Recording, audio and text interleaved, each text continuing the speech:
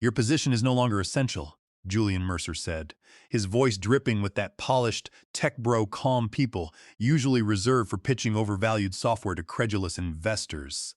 Across the mahogany table, the chief executive officer of Vanguard Systems gave me the same rehearsed empty smile he practiced in front of boardroom mirrors and slide decks. Behind him, the human resources director blinked rapidly, looking like a hostage trying to blink out a distress code in Morse code. The entire conference room smelled of stale vanilla air freshener and corporate cowardice. I did not utter a single word in response. I simply set my heavy security badge on the polished glass surface, slid the exit folder toward them, and waited for the perfunctory expression of gratitude they had spent the morning rehearsing.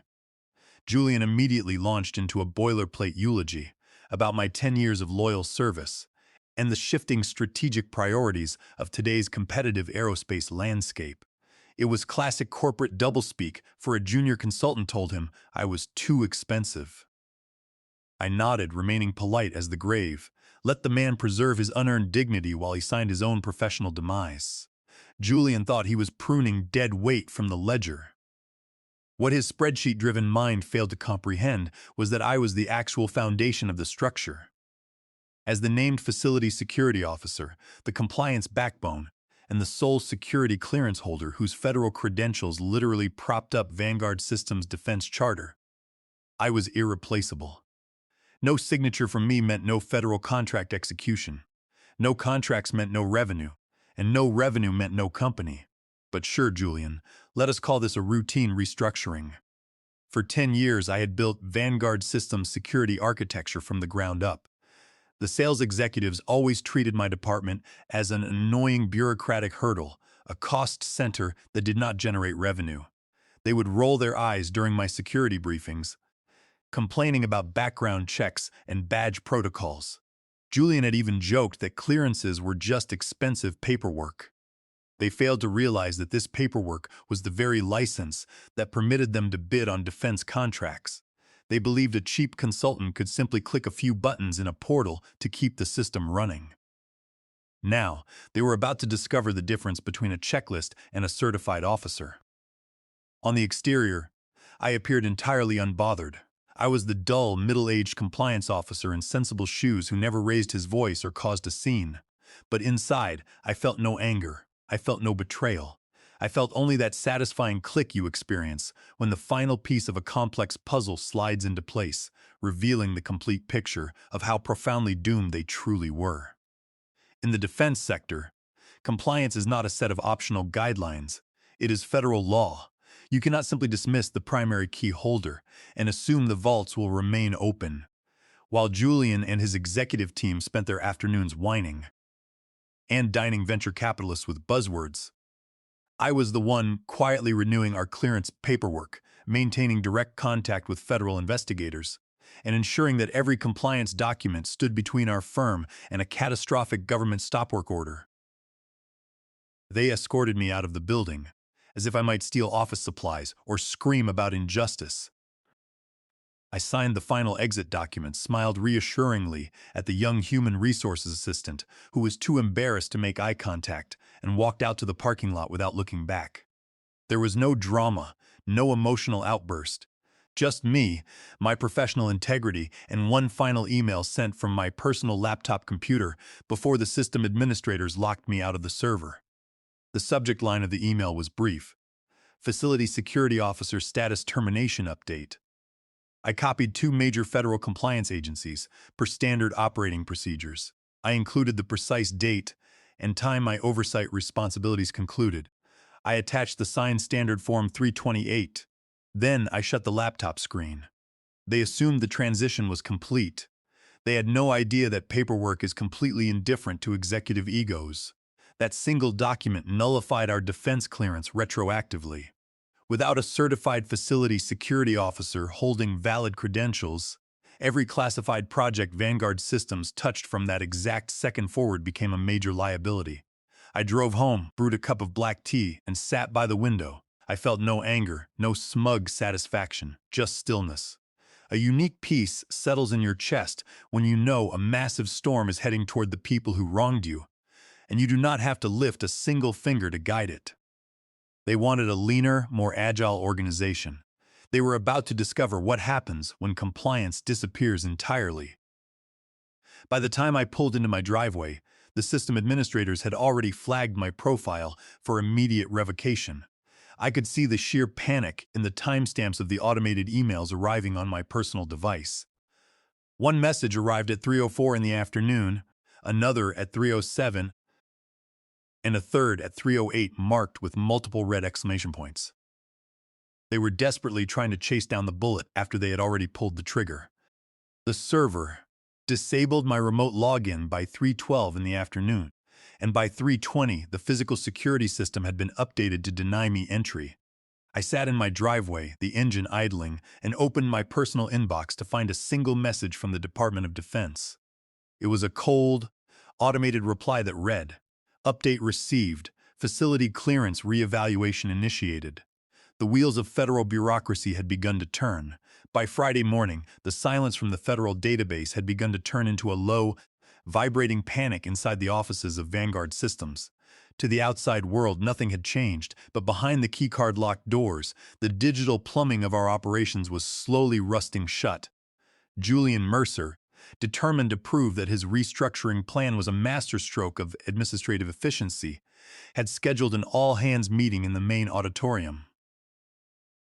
I watched a recorded broadcast of the event from my home computer the following day, curious to see how a man who had never spent a single minute studying federal compliance protocols would attempt to explain away the growing void.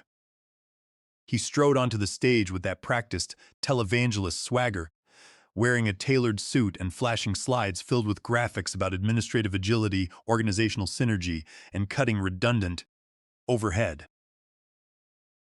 The highlight of his presentation was the introduction of my replacement, a 26-year-old named Justin Croft. Julian announced him as the new interim director of regulatory operations, a title carefully selected to sound impressive while masking the absolute lack of any actual security credentials. Justin stood beside the chief executive, wearing an expensive blazer and a confident grin, promising to make compliance more modern and collaborative. The crowd of engineers and project managers remained quiet, offering only polite, scattered applause. They did not know the details of federal compliance, but they knew when a leader was selling vibes instead of substance. What Julian did not realize was that his cost-cutting measures had triggered a catastrophic regulatory chain reaction under the doctrine of negligence per se. In the defense sector, compliance is not a matter of best practices or corporate preference. It is governed strictly by Title 32 of the Code of Federal Regulations, Part 117, commonly known as the National Industrial Security Program Operating Manual.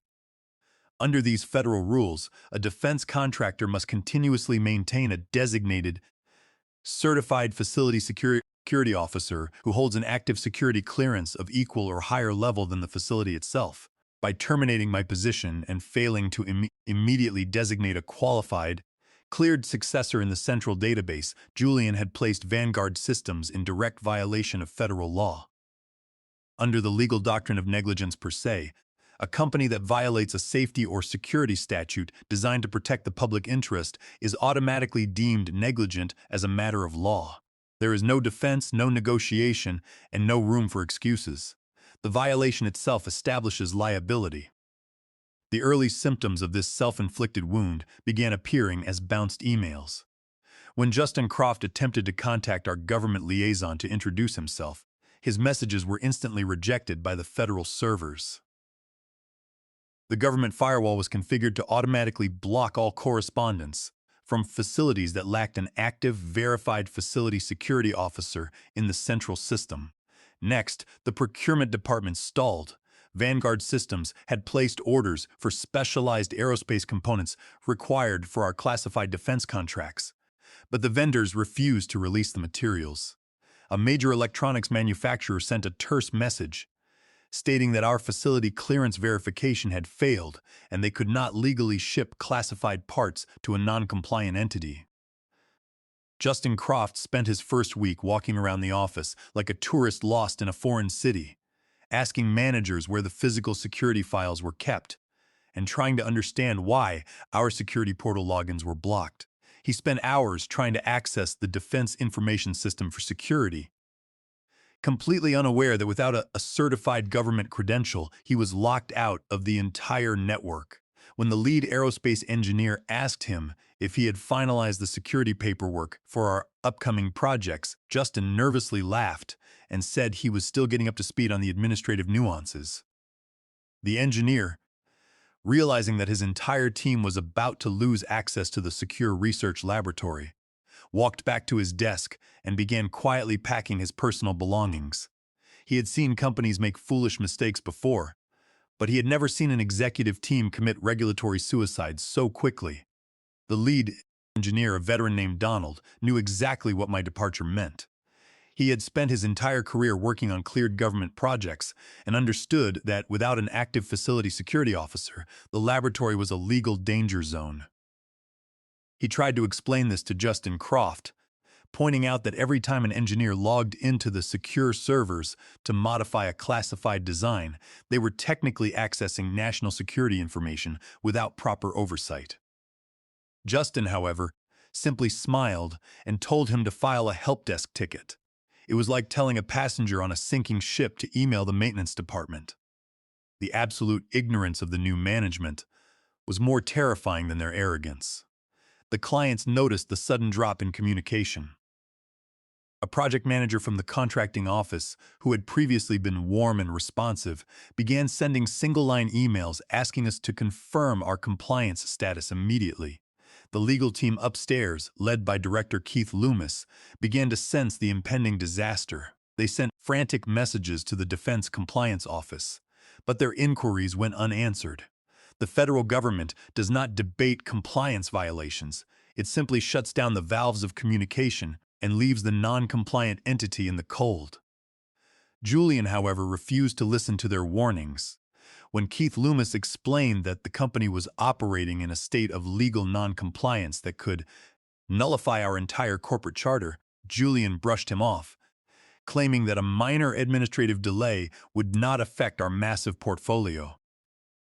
He was convinced that his business connections and polished presentations would shield him from the consequences of federal law. The first major structural crack appeared in the form of a certified letter from the contracting office of the Department of Defense. It was not a polite warning or a request for clarification. It was a hard, immediate suspension of our most lucrative contract, the Division 6 Satellite Systems subcontract. The document stated that due to a lapse in facility security officer coverage and the resulting failure to verify compliance, all active operations were suspended until further notice. When the chief financial officer read the notice, his face turned pale. The financial implications were immediate and severe. Without an active facility security officer designation, the specialized billing codes tied to classified labor were automatically locked by the government's payroll portal. Clearance-holding engineers who had spent decades working on sensitive satellite technology could no longer be paid under the contract. The accounting software refused to process the labor charges, and the system had no override mechanism. You cannot charge the government for cleared labor when your facility clearance is inactive, and you cannot maintain a clearance without an authorized officer. The CFO held an emergency meeting with Julian Mercer, explaining that payroll for Division 6 was completely frozen and that the company stood to lose hundreds of thousands of dollars a day. Julian, in his typical fashion, told the CFO to shift the charges to an overhead account, but the CFO had to explain that doing so would constitute billing fraud, which carried even harsher federal penalties. Meanwhile, a much deeper legal disaster was unfolding within the legal department. Keith Loomis had gathered his staff in the war room to review the documentation submitted for Project Cardinal, a massive high-side defense contract that the company had been bidding on for months. As they scrolled through the digital submissions, a paralegal named Clara Davis noticed something that made the room go completely silent. The final security packet, which had been uploaded to the government system 4 days after my termination, contained my name, my security badge number, and what appeared to be my electronic signature on the DD Form 254. In their haste to meet the strict submission deadline and hide my departure, someone in the executive suite had simply reused my credentials on the official federal forms. They had copied my electronic signature token from a compliance file I had signed 6 months prior, pasting it onto the new application. This was not a simple administrative error. Under Title 18 of the United States Code, Section 793, submitting false credentials or using the security authorization of an employee who is no longer affiliated with the firm constitutes a serious federal offense. It was a direct violation of the espionage and national security statutes, carrying severe criminal penalties. When Keith Loomis realized that the signature was a copied digital image from my old files, he felt a cold sweat run down his spine. As the director of legal, he knew that the Department of Justice took a very dark view of signatures copied onto federal contracts without authorization. It was not just a breach of company policy. It was document forgery on a classified government document. He immediately ordered Clara Davis to lock the digital submission logs and protect the audit trail. He knew that when the federal investigators arrived, they would trace the IP address of the upload directly to the executive floor, and the board would need to know exactly who had authorized the submission. The company was no longer just facing a contract suspension. They were facing a criminal conspiracy. The moment the government compliance portal processed the submission, it detected that the named officer was no longer registered as an active employee in the central database. The system automatically flagged the entire company for a comprehensive security review. The legal department immediately went into damage control mode. Keith Loomis drafted a strict internal memo that was sent to every manager and team lead.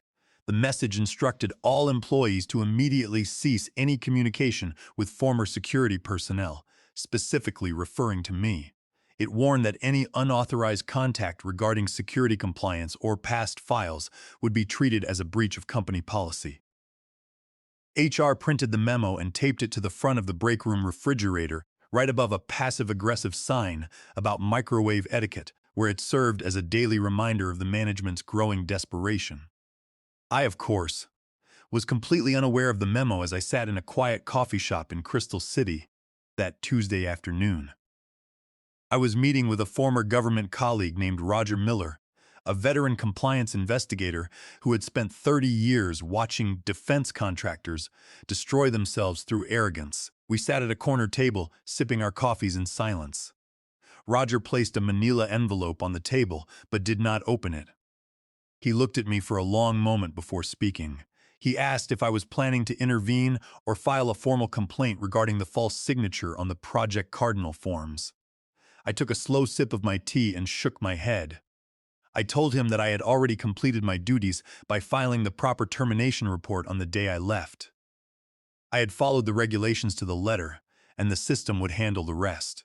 Roger gave a quiet, knowing smile and pocketed the envelope. He remarked that Vanguard Systems had burned their own parachute on the way down, and now they had to face the ground. I felt no urge to fight them or seek active revenge. The regulations I had spent 10 years protecting were doing the work for me. It happened on a Thursday morning so quiet that you could hear the copy machine jamming from 3 offices away. They arrived without sirens or flashing lights, but their presence was immediately felt. 2 federal compliance investigators in dark, conservative suits walked through the glass lobby of Vanguard Systems. They did not display their credentials with dramatic flourishes, but they possessed that calm, institutional authority that instantly silences office gossip. The receptionist's throat clicked audibly as she checked their badges. She paged the legal department, who in turn contacted the chief executive officer. Justin Croft, who was walking down the hallway with a cup of designer coffee, tried to intercept the investigators. He wore his baby blue blazer and flashiest smile, asking if he could help them navigate the office. The lead investigator did not even break stride, simply showing a federal badge and stating they required immediate, unescorted access to the executive suite. Justin froze, his confident demeanor vanishing as he watched them walk past him. The investigators did not sit in the lobby chairs. They simply stood, waiting in silence.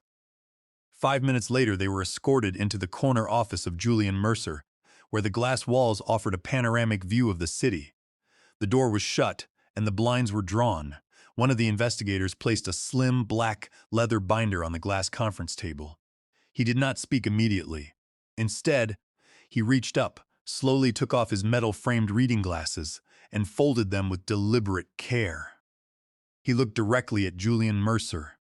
He asked where the man whose security clearance held the firm's defense charter was currently located. Julian blinked, caught completely off guard. He stammered that there had been a misunderstanding, explaining that the company was undergoing a strategic restructuring program to optimize operations. Keith Loomis, who had rushed into the room, tried to explain that they were in the process of transitioning the security responsibilities to a new interim director. The investigator did not turn to look at the legal director. He opened the binder and pointed to an official federal document. He stated that, per the facility's own official filings, Vanguard Systems' operating charter was legally valid only under the continuous supervision of the designated facility security officer. He pointed to my name, Martin Edward Vance, and my unique clearance identification number, 7842B. The investigator explained that this compliance oversight had officially lapsed. There was no successor designated in the system, and no continuity plan had been approved. He noted that since 4:39 in the afternoon of the previous Thursday, Vanguard Systems had been operating without a certified security officer, which meant that every classified file accessed, every secure laboratory entry, and every project transaction since that moment was a violation of federal law. Julian's face turned white, his voice cracking as he tried to speak. The second investigator spoke for the first time. He added that this violation included all submissions and activities related to Project Cardinal. The room went completely silent, save for the hum of the air conditioning system. Project Cardinal was a massive multi-agency defense program that involved highly sensitive information. Submitting documents and accessing data under the name of a terminated security officer was not just a compliance error. It was a criminal violation of the espionage statutes under Title 18. The senior investigator explained that until a formal review was completed, the government was issuing an immediate comprehensive stop work order. They were suspending all access to the secure facility rooms and revoking the company's credentials to connect to the federal defense networks. Julian tried to salvage the situation, babbling about corporate milestones and the potential disruption to our national partners. The investigator replied that federal regulations do not bend for scheduling convenience or corporate synergy. He shut the binder, stating that the firm's compliance had ceased to exist the moment they terminated their primary keyholder without a cleared replacement. The investigators did not offer any reassurance or pleasantries as they gathered their files. The senior agent simply noted that the stop work order was effective immediately and that any attempt to access the secure rooms or transmit classified data would be referred to the federal prosecutor's office. They walked out of the executive suite with a quiet, businesslike precision, leaving the hallway in a state of absolute shock. Julian Mercer sat at his desk, staring blankly at the glass walls of his office. He looked like a man who had suddenly realized that the rules of the world applied to him, after all. The corporate empire he had spent years climbing had been halted by a single sheet of paper. As the investigators walked out, the physical reality of the situation began to settle over the office. Technicians arrived to place security seals on the doors of the classified server rooms. They placed heavy tamper-evident tape across the keyholes and card readers, marking them with government compliance stamps. Engineers stood in the hallways, watching as their network connections were severed. The secure databases they used for their daily work were locked, displaying only a stark red screen that read, "Authorization revoked." The human resources director was seen crying in the stairwell, and by lunchtime, several senior developers were openly updating their professional profiles at their desks. I was sitting at a small park near the river, reading a book and enjoying a warm cup of coffee, only a few miles from the federal office where my security credentials remained active and respected. I did not need to witness the panic to know what was happening. The rules of defense compliance are like gravity. They do not require your belief or your approval to pull you down, By the following morning, the corporate fallout had taken a permanent legal shape. The red-bordered notices from the contracting office of the Department of Defense were delivered to the executive suite, confirming that Project Cardinal had been officially voided and that our prior satellite systems subcontract was suspended indefinitely. The board of directors immediately convened an emergency session to address the crisis. Julian Mercer, desperate to save his career, attempted to deploy the oldest defense in the executive playbook, blame the employee who had left. In front of the board, he presented a series of slides suggesting that there had been a failure in the transition process. He implied that I had departed without adequate notice and had deliberately withheld critical information, hoping to trigger the compliance failure out of spite. He sat at the head of the conference table, his tie loosened, sweat glistening on his forehead, gesturing frantically as he spoke. However, his attempt to shift the blame was immediately cut short. Keith Loomis, who had spent the night reviewing the paperwork, stepped forward. He was joined by Clara Davis, who carried a folder containing our physical record logs. Keith Loomis flatly stated that they had completed a thorough review of the file and found that I had acted in perfect compliance with all federal rules. He showed that I had submitted the standard Form 328 exactly within the mandatory time window and had filed a complete termination report with the Defense Counterintelligence and Security Agency, the Department of Defense, and the Defense Industrial Base Office. Keith Loomis pointed out that no successor had been designated simply because no other employee in the organization held the necessary security clearances, a fact that had been repeatedly brought to Julian's attention in writing. Clara Davis distributed copies of the emails I had sent to Julian weeks before my termination, warning him about the clearance requirements. The boardroom went dead silent as the members realized the magnitude of the negligence. The chief financial officer leaned back in his chair, muttering that our entire defense charter was effectively tied to my clearance and that the company could not legally submit any new defense bids until they rebuilt their compliance department from scratch. Rebuilding meant undergoing a complete reevaluation, submitting to federal audits, and waiting months, if not years, for new clearance authorizations.